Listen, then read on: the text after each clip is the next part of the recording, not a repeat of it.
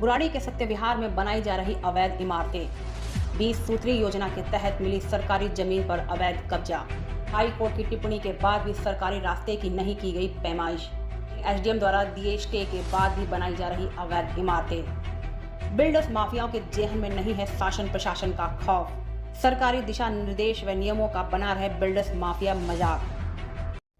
दिल्ली में बुराड़ी के सत्य विहार में बिल्डर्स माफियाओं के ऊपर गैर कानूनी तरीके से सरकारी जमीन पर कब्जा कर गैर कानूनी तरीके से बिल्डिंग बनाने का आरोप लगातार लग रहे हैं। आपको बता दें, बुराड़ी में अवैध रूप से बनने वाली इमारत ही नहीं बल्कि अवैध रूप से सरकारी जमीनों पर कई जगह कानूनियां भी कटने का सिलसिला जारी है। बुराड़ी विधानसभा के सत्य विहार में करीब 80 के दशक में उन गरीबों को जमीनें दी गई थी जो गरीब भूमिहीन थे। 20 सूत्री योजना के तहत में करीब 40 लोगों को जमीनें अलॉट की गई थी। कुछ लोग वहां से कहीं और जाकर शिफ्ट हो गए और कुछ लोग जो गरीब थे उनकी जमीनों पर भूमाफियाओं ने अवैध कब्जा कर एक रास्ता निकाल दिया और वो रास्ता सीधा एक सोसाइटी पर जा रहा है, जिस सोसाइटी को अवैध रूप से बिल्डर तैयार कर रहे हैं। बुराड़ी के सत्य विहार में अवैध रूप से बिल्डर्स माफियाओं के द्वारा कमर्शियल बिल्डिंग बनाने का कार्य कर रहे हैं।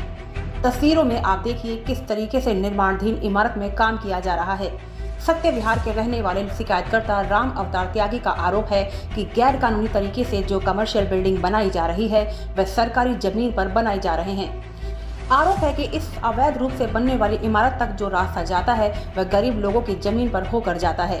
वहीं सरकारी रास्तों पर जबरन कब्जा कर अवैध रूप से बन रहे फ्लैटों तक सीधा रास्ता तैयार कर भारी मुनाफा कमाने की तैयारी कर रहे हैं। रास्ते निकालने का भूमाफियों ने रास्तों पर कब्जा कर लिया है।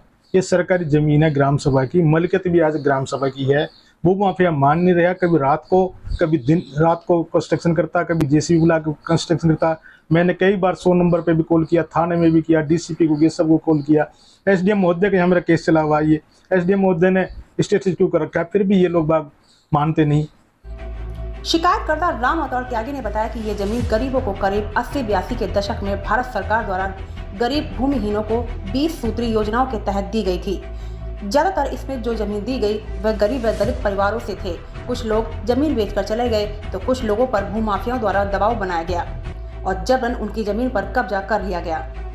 इस मामले में शिकायतकर्ता राम अवतार त्यागी ने कुछ जरूरी दस्तावेज दिखाए जिनमें ये पुष्टि साफ हो रही है कि सुप्रीम कोर्ट ने सन 2018 में इस जगह को लेकर रास्ता निकालने के लिए आदेश दिए थे और वहीं ये मामला धीरे धीरे ठंडे बस्ते में जाने के बाद एक बार फिर से सुर्खियों में आया और 2022 में एसडीएम राजेंद्र द्वारा इस जमीन पर स्टे लगा दिया गया। लेकिन स्टे होने के बाद भी इस जमीन पर लगातार अवैध इमारतें बनाई जा रही हैं और जिन लोगों को 20 सूत्रीय योजना के तहत ये जमीनें मिली थी आज भी वो लोग दर बदर घूम रहे हैं। 20 सूत्री योजना द्वारा जमीन हासिल करने वाले गरीब व दलित होने के चलते वह लोग अपनी आवाज उठाने में सक्षम नहीं हो पाए, जिसका फायदा कब्जा करने वाले बिल्डर्स माफियाओं ने उठाया। वहीं भ्रष्टाचार के खिलाफ राम अवतार त्यागी ने आवाज उठाई और इस मामले को कोर्ट तक ले जाया गया और इस जमीन पर स्टे के नोटिस भी जारी किए गए। मेरा भी एक 120 गज का प्लॉट है जिसमें उन्होंने जबरदस्ती कब्जा कर लिया। वो 145 की कार्रवाई एसडीएम के यहाँ भी चली हुई है। मेरी प्रशासन की मिली भगत है, बिल्कुल प्रशासन की मिली भगत है। नहीं तो प्रशासन अब तक इनके खिलाफ एफआईआर दर्ज करा देता और उनको बंद करा देता, काम बंद करा देता। आज देखो ना 4-4 मंजिल की बिल्डिंग ठोकने लग रहे हैं दबा के।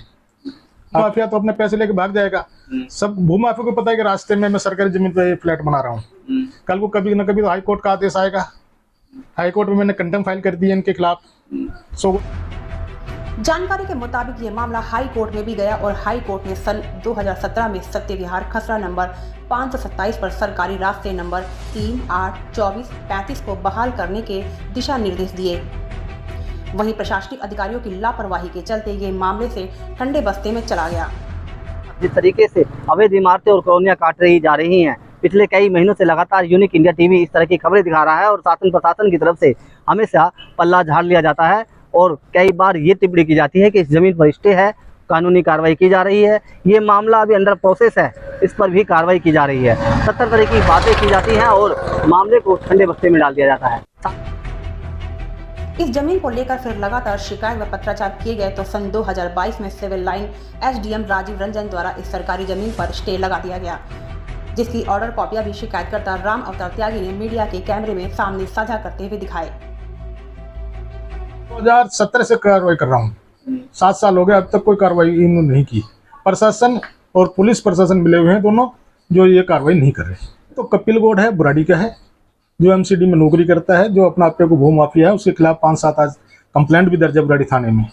आदेश जैन है, वो बाहर का है, वो भी भू माफिया है, उसने भी कई लोगों को जमीन पर कब्जा कर रखा है।